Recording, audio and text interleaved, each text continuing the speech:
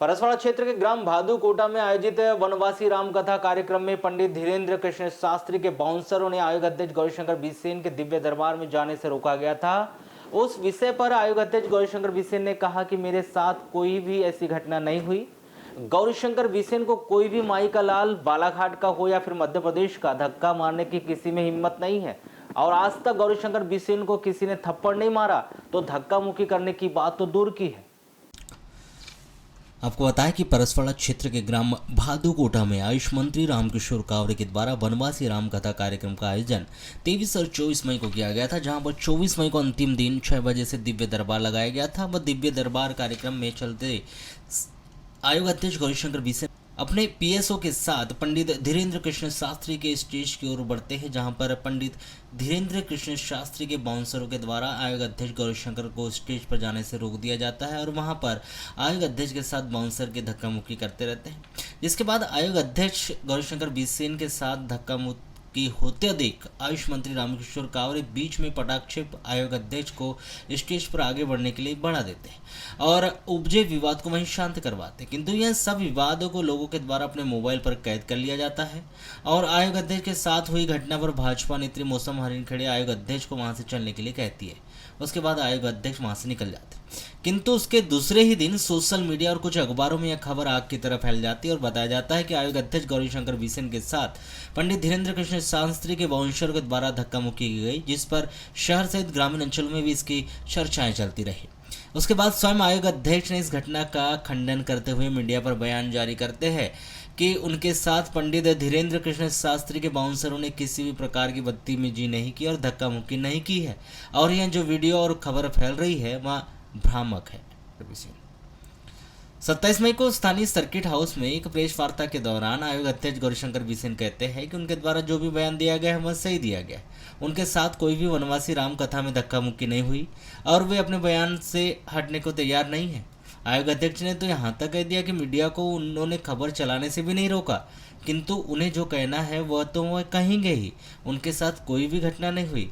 वहीं उन्होंने यह भी कहा कि मौसम बिसेन के द्वारा यह घटना को दूर से देखा गया, इसके कारण उसे ऐसा प्रतीत हुआ कि मेरे साथ धक्का मुक्की की गई। हो सकता है उनका भ्रम हो सकता है। आयोग अध्यक्ष गौरीशंकर बिसेन ने यह भी कहा कि कोई भी माई का लाल बालाघाट का हो या फिर मध्य प्रदेश का, गौरीशंकर बिसेन को वह धक्का नहीं दे सकता। उन्होंने पत्रकार वार्ता में पत्रकार से ही पूछ लिया कि क्या गौरीशंकर बिसेन को धक्का मारने की हिम्मत कोई कर सकता है क्या आज तक गौरीशंकर बिसेन को किसी ने थप्पड़ मारा है। उन्होंने यह भी कहा कि मीडिया क्या कहता है यह उनका विषय नहीं है, क्योंकि वह कहते हैं कि लोगों को क्या लगा, किसने क्या देखा, वह उनका विषय नहीं है। उन्हें यह पता है कि उन्हें किसी के द्वारा धक्का मुक्की नहीं की गई, 100% सही यही है।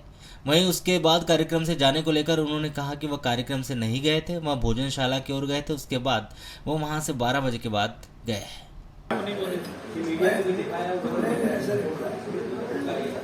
मैंने जो बोला है सच बोला है, उससे मैं हटने को तैयार नहीं। जो घटनाक्रम हुआ वो भी आपको दिखाने से मैं लोगों मुझे जो कहना है वो मुझे जो कहना है वही कहूँगा। मैं तो ये भी कहा कि मौसम में दूसरे पहले मैं आपके काम बोला, मैं तो मौसम पे तो जब दूर से आपने देखा ही नहीं तो कैसे कह रहे कि मेरे को धक्का दी। खड़ा हम और वो खड़े, कोई माई का लाल बालाघाट का मध्य प्रदेश को धक्का नहीं सकता।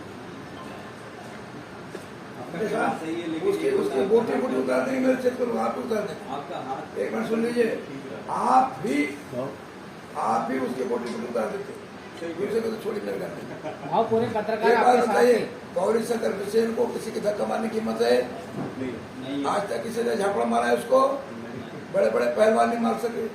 लेकिन भाव सोशल मीडिया के माध्यम से तो देखिए, आपका मीडिया क्या कहते हैं मेरा विषय नहीं। इस सामने प्रत्यक्षदर्शी खड़े थे, बात होना, बात का लहजा होना अलग बात है। आप उसका इंटरप्रिटेशन कैसे करते हैं? मैंने जो कहा 100% सही था।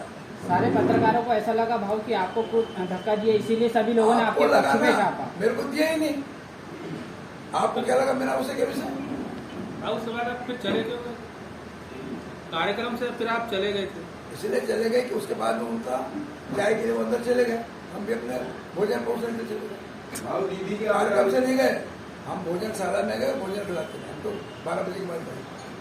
भाव दीदी की आवाज आ रही थी कि समझा देना उसको काउंसिलर को ऐसे करो। तो दीदी ने जो देखी थी वो बोली, और वास्तविकता वो नहीं थी। दीदी काफी दूर। उन्होंने धीरेन्द्र कृष्ण शास्त्री के विषय में अपना पक्ष रखते हुए कहा कि हिंदू राष्ट्र बनाने में पंडित धीरेन्द्र कृष्ण शास्त्री के वे साथ हैं। उन्होंने यह भी कहा कि उनके द्वारा जो बयान दिया गया वह बयान पूरी तरह से सत्य है, उसे आप पढ़ सकते हैं। अंतिम तक यही कहते रहे कि वह वहाँ पर कोई घटना नहीं घटी और उनके साथ कुछ नहीं हुआ। उन्होंने आगे कहा कि मौसम ने दूर से देखा होगा, जिस कारण उसे भ्रम हुआ है कि आयोग अध्यक्ष के साथ पंडित धीरेन्द्र कृष्ण शास्त्री के बाउंसरों के द्वारा धक्का मुक्की की गई, वह सही नहीं है। मौसम को भ्रम हुआ था, मैंने कुछ नहीं कहा क्योंकि मैंने उस समय वहाँ भी कोई प्रतिक्रिया नहीं दी और मैंने वहाँ कोई बयान भी नहीं दिया। उन्होंने आगे कहा कि 6वीं क्लास से पढ़ने वह बालाघाट आए थे, उस समय वह 12 वर्ष के थे। तब से आज तक 71 साल 4 महीने 27 दिन लेकर आज तक किसी ने उन्हें चाटा नहीं मारा है। जबकि वह कहीं भी खड़े हो जाते हैं तो उन्हें नहीं हटाया जाता है, तो क्योंकि वह सभी के पिता तुल्य है और पूरे प्रदेश में को उन्हें आज तक कहीं अपमानित ना किया गया और ना ही कभी करेंगे। लेकिन अंत में मैंने कहा कि हिंदू राष्ट्र निर्माण में हम शास्त्री जी के साथ एक शब्द को आप पढ़िए। भोपाल की CPR मैंने बोला था और CPR से रिलीज हुआ,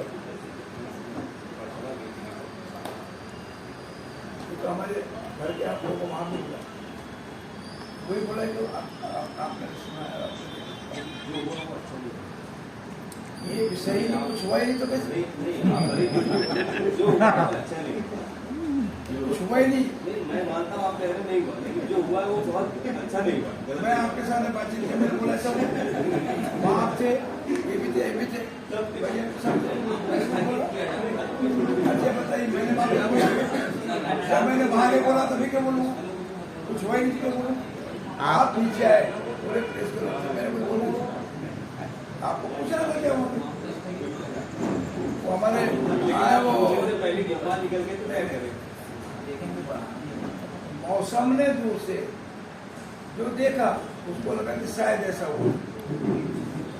ठीक है, आप प्रेस के लोग मौसम के आने के पहले जब बैठ के आपसे बातचीत कर रहा था, मैंने कुछ बोला। मतलब हम ये समझे कि आने वाले तूफान का सन्नाटा है ये जो आपने सालित किया है। ऐसा है, देखिए मैंने एक बात जानता हूँ, मैं 6वीं पढ़ने बालाघाट आया हूँ। जब मैं 10 साल 12 साल में आऊँगा से लेकर 71 साल 4 महीने और 27 दिन तक किसी ने मेरे पर चाका नहीं मार सका।